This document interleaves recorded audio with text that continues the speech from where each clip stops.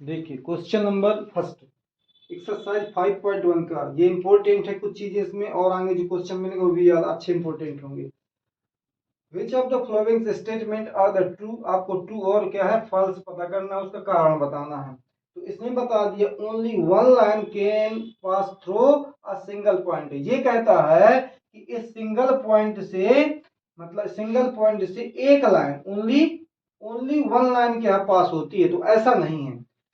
ये क्या आपका गलत है। इन्फिनिटी मेनी लाइंस, ढेर सारी लाइनें क्या पास हो सकती हैं अ पॉइंट से डिफरेंट डायरेक्शन और अलग अलग डायरेक्शन में। देखिए जैसे यही पॉइंट यहीं लिख देता हूं, तो देखिए एक लाइन ये पास हो गई, ये डायरेक्शन गया, ये डायरेक्शन गया। एक लाइन ये पास हो गई, ये डायरेक्शन गया। एक लाइन ये पास हो गई, ये डायरेक्शन गया, ये डायरेक्शन गया। एक लाइन ये पास हो गई। मतलब इस तरह ढेर सारी लाइनें क्या है अपन एक पॉइंट से पास कर सकते हैं। और ये कहता है एक लाइन पास होती, इसलिए आपका फॉल्स है। अब देखिए ये कह रहा है देयर आर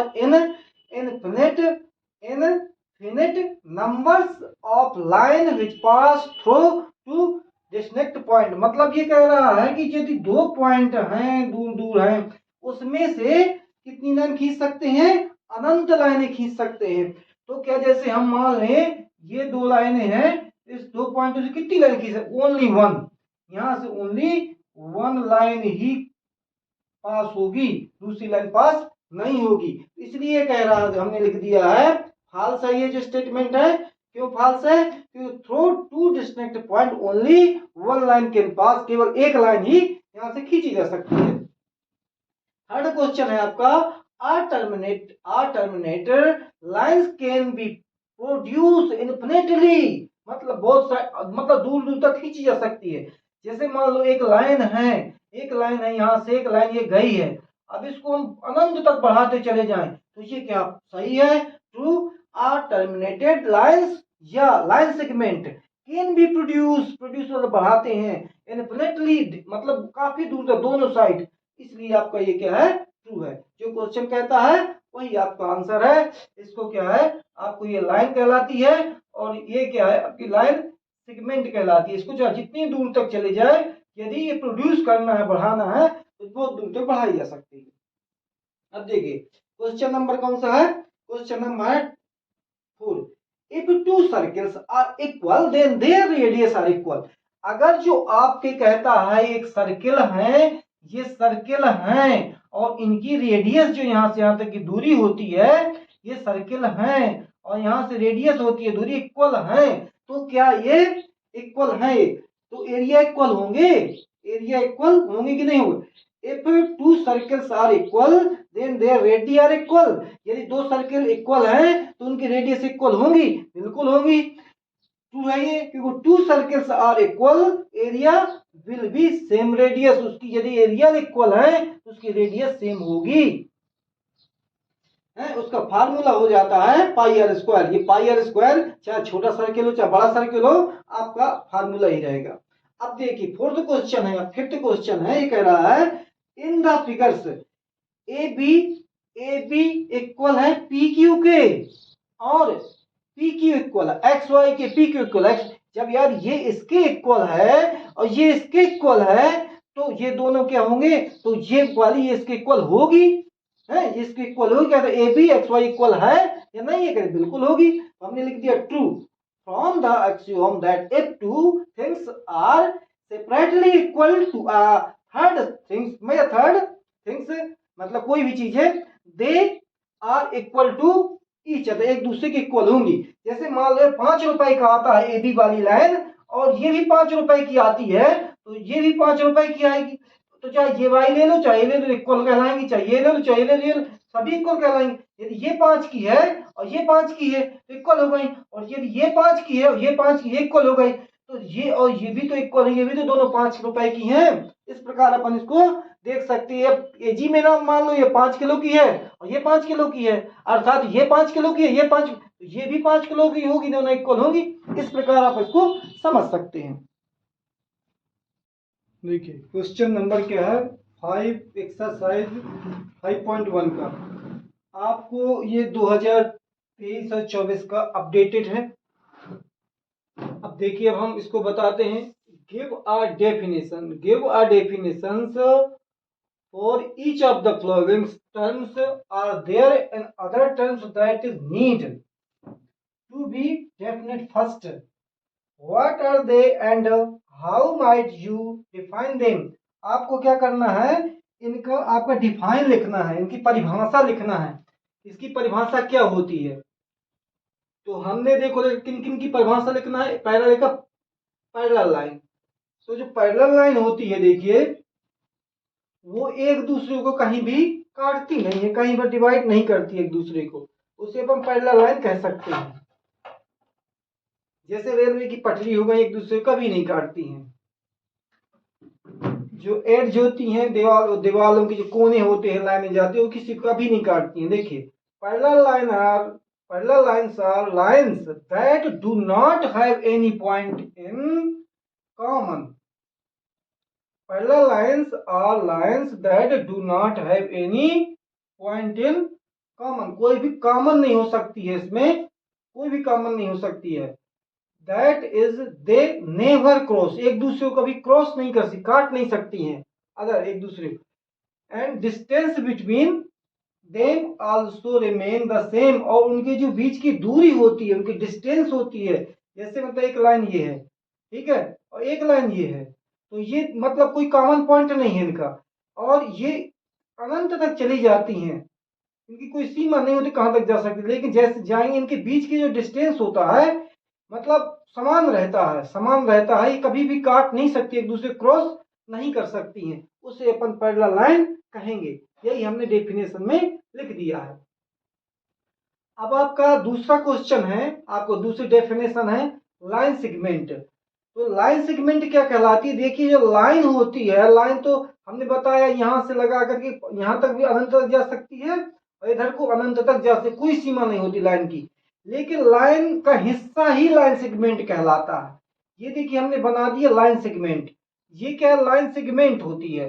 ये लाइन सेगमेंट होती है, लाइन का ही एक हिस्सा होता है, उसे अपन लाइन सेगमेंट कहते हैं।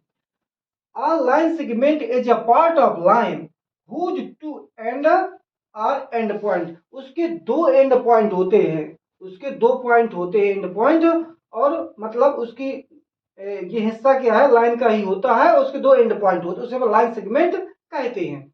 अब दूसरा है ये सेकेंड वाला हमने उल्टा लिख दिया, इसको नीचे लिखना था, इसको ऊपर लिख दिया, इससे कोई मतलब नहीं, आपको डेफिनेशन याद करना है और समझ लेना है क्या कहलाती है। अब देखिए परपेंडिकुलर लाइन क्या कहलाती है? तो हमने इसको साइन बना भी दिया है, देखो ये परपेंडिकुलर कहलाती है। ये एक लाइन है, एक लाइन दूसरे लाइन को क्रॉस कर देती है। मान लो एक लाइन दूसरी लाइन को ऐसे क्रॉस कर दी, तो ये परपेंडिकुलर कहलाएंगे एक दूसरे के। और इनके बीच का जो है कोण बनता है, एंगल बनता है, 90 डिग्री का बनना चाहिए। जैसे यहाँ पर आपका क्या है, 90 डिग्री का एंगल बन जाएगा। यदि 90 डिग्री का एंगल बनता है दो क्रॉस लाइनों में, तो आपका वो परपेंडिकुलर होगा, एक दूसरे के परपेंडिकुलर होंगे। देखिए लिखा हमने perpendicular lines are those way, perpendicular वे लाइन होती हैं विच इंटरसेक्ट, जो एक दूसरे को each other is such a way that any angle between them is 90। उनके बीच का एंगल जहां से इंटरसेक्ट करती काटती है एक दूसरे को, वहां पर एंगल जो बनता है उनके बीच का 90 डिग्री होना चाहिए। ये हमने लिख दिया है। अब आपका आता है डेफिनेशन रेडियस ऑफ सर्किल। तो कोई भी आप सर्किल ऐसे बना लीजिए, और इसका पॉइंट जहां से अपन रखते हैं, ये पॉइंट सेंटर होता है, और सेंटर से यहां तक की सरकमफ्रेंस तक की जो डिस्टेंस होती है, इसे आर से डोनेट करते हैं, उसे अपन क्या कहते हैं, आर से डोनेट करते हैं, और उसे रेडियस ऑफ सर्किल कहते हैं। हमने डेफिनेशन लिख दिया है, क्या लिख दिया है? The line segment draw from the center, the line segment draw from the center, इस सेंटर ऑफ द सर्किल के सेंटर से जो लाइन सेगमेंट खींची जाती कहां तक? To the circumference of the circle, उसे अपन रेडियस ऑफ सर्किल कहते हैं। अब नंबर आता है आपका स्क्वायर। आखिरकार स्क्वायर क्या है? तो देखिए स्क्वायर होता है जिसकी चार साइडें होती हैं, चार इक्वल होती है, जितनी लंबाई की ये होगी उतनी ये होगी, उतनी होगी, उतनी ये होगी। लेकिन एक खासियत ये होती है, इनके बीच का जो एंगल होता है वो 90 डिग्री का होता है। यदि इनके बीच का 90 डिग्री का ना हो, मान लो इस प्रकार का बन जाए, है तो इक्वल तो है साइड ही है, लेकिन क्या 90 डिग्री का ना हो तो आप उसको स्क्वायर नहीं कह सकते। स्क्वायर उसी को कहेंगे जिनकी चारों साइड इक्वल हो और उनके बीच का चारों एंगल क्या है, 90 डिग्री के हों। Figures whose all side are equal, सभी साइडें इक्वल होती हैं, जिनकी सभी साइड इक्वल होती हैं। All angles are right angle, मतलब 90 डिग्री का होता है, इज कॉल्ड स्क्वायर, उसे अपन स्क्वायर कहते हैं। देखिए very easy question, very easy question और पेपर में भी आता है। तो इसको क्या करना है आपको, इसमें स्पष्ट दिया है if a point C lie between 2 point A और बी। यदि मान लीजिए आपका एक पॉइंट ये है और एक पॉइंट आपका ये है, ए और ये बी है, यहां कोई पॉइंट दिया सी, लिखा है if a point C between 2 point A and B such that A C equal B C. तो यदि मान लीजिए पॉइंट हमने सी यहां मान लिया है, तो आपका गिवन है, आप लिख देंगे given, GIVEN, given, given, given A and B, A and B are 2 point, TWO2, 2 point, POINT, between C, between, language clear ना होगी, चलो मजा ना आए लैंग्वेज, वही लैंग्वेज लिखते हैं क्वेश्चन वाली, बनाने वाला काम नहीं। देखिए a point C, a point POINT point C, a point C lie, LIES, this between, between 2 point, TWO2 point, POINT point A and B, therefore AC equal है BC की, इतना आपका दिया हुआ है। To prove, to PROV, prove करना है आपको AC इक्वल है 1/2 AB, AC इक्वल है 1/2 AB। अब अपन क्या करते हैं, जब प्रूफ करते हैं, PROOF, प्रूफ, तो हम जो गिवन दिया हुआ है आपका, इसको ले लेते हैं गिवन। हमने क्या लिखा, AC इक्वल है BC, ये क्या आपका गिवन है, GIVEN, गिवन, ऐसा लिख देते हैं। हमें पहुंचना है AC में, तो AC तो आपका दिया है, एक दिमाग लगाते हैं, AC दिया है और आपका AB भी दिखाई देता है, तो यदि BC में देखो ये लिखा BC में AC और जोड़ दें, ये BC है, देखो लिखा BC है, AB है, तो यदि BC में हम AC जोड़ दें तो आपका AB हो जाएगा, ये दिखाई दे रहा, तो हम तुरंत लिख देते हैं AC,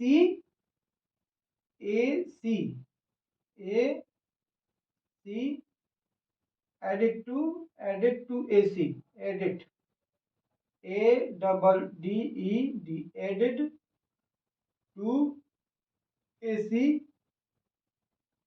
both side,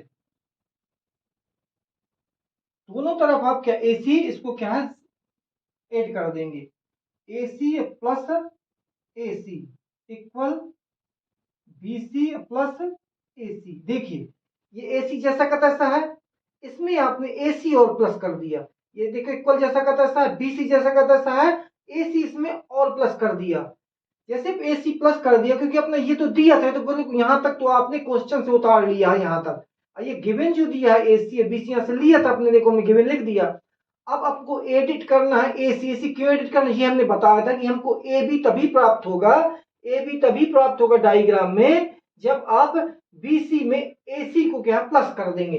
तो हमने जो BC यहां देखा था, AC यहां प्लस AC करना है यदि BC में, तो यहां भी AC प्लस करना पड़ेगा। तो देखिए ये कितने हो जाएंगे आपके 2AC हो जाएंगे, और ये आपका BC और AC दोनों को BC और प्लस AC कर देंगे तो ये टोटल AB हो जाएगा। जैसे आपको यहाँ से यहाँ तक चलना है, फिर यहाँ से यहाँ तक आना है, टोटल कहाँ पहुंच गए, यहाँ से आप यहाँ पहुंच गए, तो इसके स्थान पर आपका आ जाएगा AB। अब 2 को साइड चेंज कर देंगे तो आपका AC इक्वल हो जाएगा AB/2। आपका ऐसा भी आंसर हो सकता है, या आप ऐसा भी लिख सकते हैं AC इक्वल 1/2 AB। ये आपका प्रूफ हो गया, ये आपका प्रूफ हो गया। इस प्रकार आप इसको प्रूफ कर सकते हैं। इसके नीचे यहाँ लिख देना। देखिए क्वेश्चन 5, क्वेश्चन 5 को कैसे करना है। क्वेश्चन 5 में दिया है आपका इन क्वेश्चन 4 का ही सवाल है ये। तो इसमें क्या दिया हुआ है, एक मतलब आपका ये दिया था, लाइन दी थी, इसका नाम था AB, उसमें क्या C पॉइंट बीच में दिया था, मिड पॉइंट दिया था C।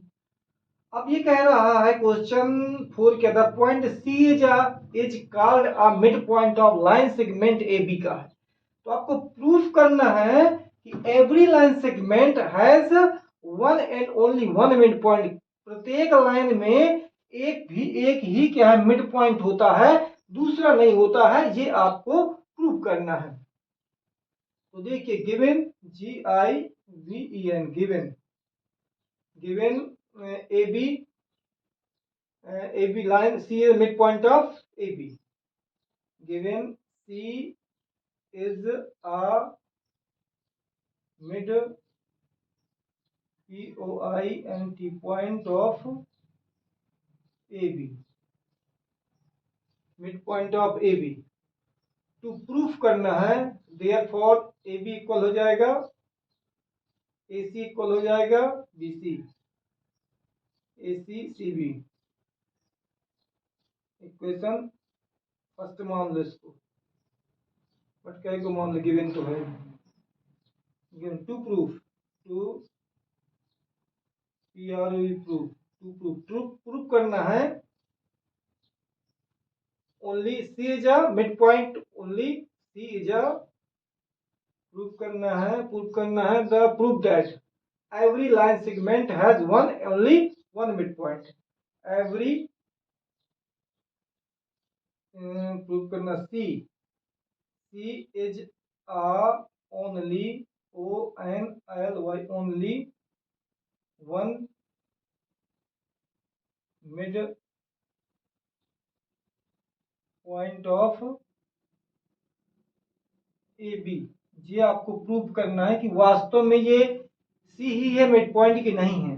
इसके लिए अपन क्या करेंगे, देखिए टू प्रूफ हो गया, तो प्रूफ PROO है प्रूफ। अब प्रमाणित करते हैं, अपन प्रमाणित करते हैं। मान लीजिए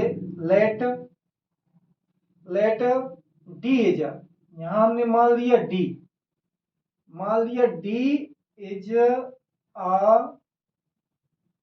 mid POINT point of AB। आपका D है मिड पॉइंट ऑफ AB है। हमने माना कि D, मान लीजिए C नहीं D है, तो अब कैसे निकालेंगे। तो आप देखते हैं D है तो आप लिख सकते AD, यदि D मिड पॉइंट है, बीच में है, तो आप AD और D भी लिख सकते हैं, इक्वेशन आपका ये फर्स्ट हो जाएगा। अब आपका जो दिया हुआ था आपका AC इक्वल CB, इक्वेशन क्या है, ये सेकेंड हो गया आपका। ये क्या गिवन है, ये क्या GIVEN गिवन है आपका। अब अपन क्या करते हैं, इन दोनों को क्या माइनस कर देते हैं, देखिए क्या निकलता है। तो from FROM from equation first and second से, तो हमने क्या AD में से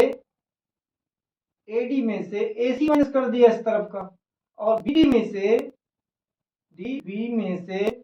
CB माइनस कर दिया हमने। देखते हैं क्या बचता है। तो देखिए डायग्राम में देखिए AD, आपका देखो AD लिखा है, AD में हमने क्या माइनस कर दिया, AD में हमने माइनस कर दिया AC। तो ऐसा तो होता नहीं है, AC में AD माइनस हो सकता है। AC में इधर क्या है आपका DB, DB में हमने क्या माइनस कर दिया CB, CB तो ये तो हो सकता है, CB माइनस कर देंगे, DB में CB माइनस कर देंगे तो आपका कितना बचेगा DC बच जाएगा, DC बच जाएगा। और आपका AC, AC में आप AD माइनस कर देंगे, AD माइनस कर देंगे, AC में AD माइनस कर देंगे तो आपका क्या बचेगा, तो देखते हैं क्या बचेगा। देखिए चलो AD में AC माइनस किया, AD में AC माइनस होता है तो AC में AD माइनस हो जाएगा, AC में AD माइनस हो जाएगा तो आपका कितना बचेगा, ये माइनस का AC वाला बच जाएगा, आपका माइनस का ये DC बच जाएगा, D और C बच गया। चलो ठीक है देखते हैं।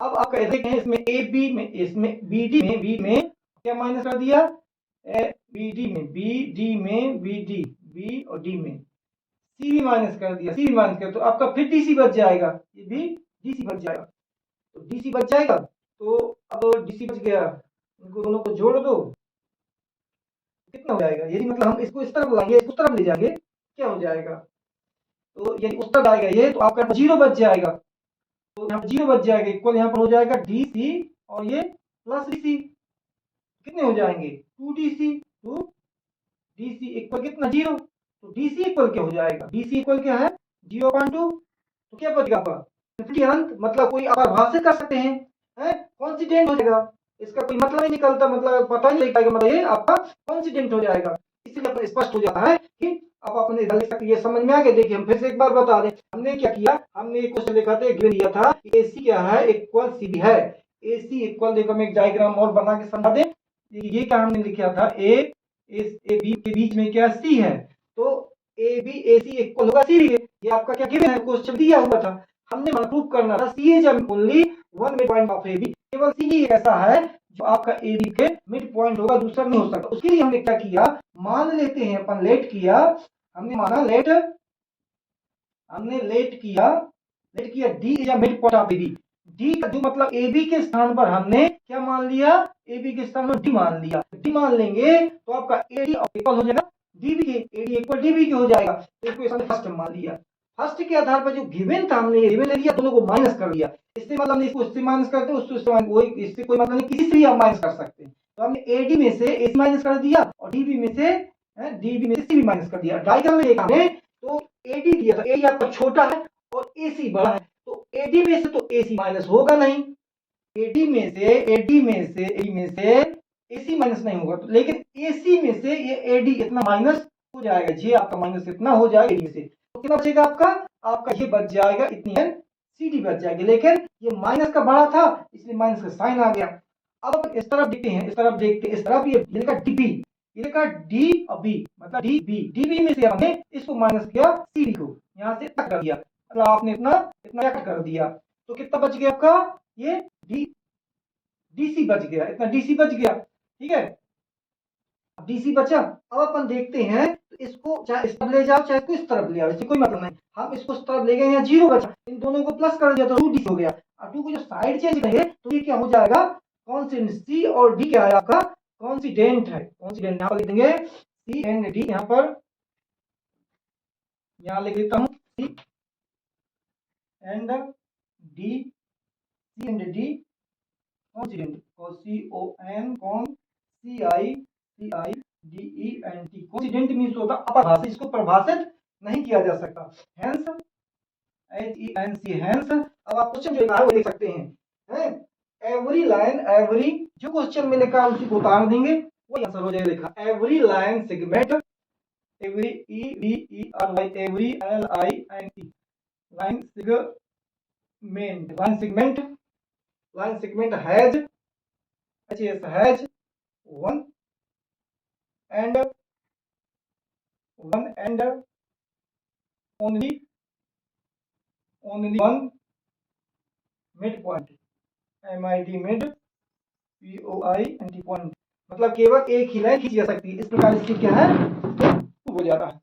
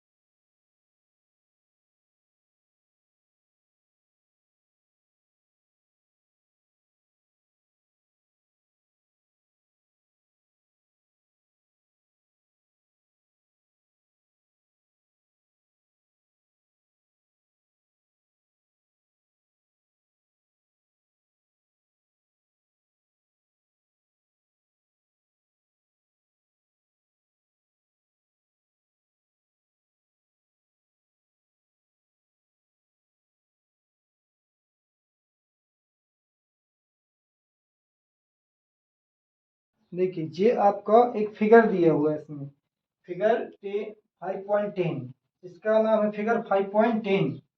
इसमें आपका गिवन दिया है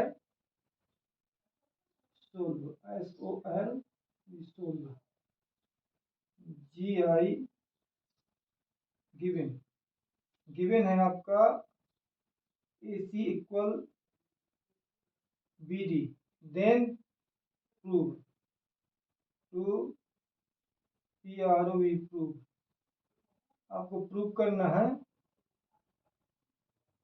AB इक्वल है आपके CD के, ये आपको प्रूव करना है, ये आपका गिवन है। तो देखिए ये आपका इतना दिया हुआ क्वेश्चन में दिया है, अब अपने मन से करेंगे PROO प्रूफ, अब प्रमाणित कर देंगे इसको, प्रमाणित करेंगे। जो आपका गिवन है, गिवन से स्टार्ट किया जाता है, जो गिवन है का यूज करते हैं उसको। तो AC इक्वल है BD के, ये आपका है गिवन। अब आप देखते हैं AC, देखो आपको पहुंचना है AB और CD में, AB और ये CD में इक्वल निकालना है। यहाँ आपका देखिए AC लिखा है, AC लिखा है, तो हमें क्या चाहिए, AB चाहिए। कितना ज्यादा है, BC नहीं चाहिए, हमें क्या है, AB चाहिए, AC नहीं चाहिए, क्योंकि हम इसी प्रूव करते हैं। ये गिवन है, हमारा गिवन उतार दिया, इसे प्रूव करना है इसके माध्यम से। तो हमने देखा AC दिया हुआ है, मतलब यहां से यहां तक लाइन दी है, हमें चाहिए कितनी सी लाइन, इतनी सी लाइन, इतनी लाइन नहीं चाहिए, मतलब यहां से कट कर देंगे, यहां से क्या है BC को क्या है कट कर देंगे, मतलब माइनस कर देंगे। तो हम लिख लेंगे यहाँ पर subtract by BC subtracted both side, BC SUBTRACT subtracted both SIDES side, both side, BC subtracted both side. आप BC को दोनों तरफ क्या है सब्ट्रैक्ट कर देंगे, तो आपका यहाँ पर AC जैसा का तैसा है, देखो लिखा, हमने क्या बोला, BC को दोनों तरफ करना है माइनस। तो ये देखो हमने BC यहाँ भी लिख दिया, ये देखिए इक्वल लगा, इक्वल लिख दिया, ये क्या BD लिखा है, BD लिख दिया, यहाँ भी माइनस क्या है, इसको BC को कर दिया, BC को कर दिया। तो AC में से BC क्या है, देखिए AC में से इतनी लाइन को कट कर दिया, तो कितना बचा आपका, AB बचा। यहाँ इसके स्थान पर क्या आ जाएगा आपका, AB आ जाएगा। अब देखो उस तरफ ये BD लिखा है, आपको यहां से यहां तक जाना है, यहां तक आ गए हैं, देखिए पहुंचना कहां था, यहां तक पहुंचना, कहां तक था, यहां तक, कितना ज्यादा आ गए हैं, BC इतना, तो यहां से इतना कट कर देंगे तो आपका इतना हो जाएगा, मतलब BD में से इतना कट कर देंगे तो आपका CD बचेगा। तो BD में से BC माइनस कर देंगे तो आपका कितना बचेगा, CD बचेगा, CD। यही आपको प्रूफ करना था, यही आपका क्या है, PROVED प्रूफ हो गया, ये आपका प्रूफ हो गया। देखिए ये प्रूफ, ये प्रूफ, बस इतने लाइन का है, कोई ज्यादा बड़ा नहीं है।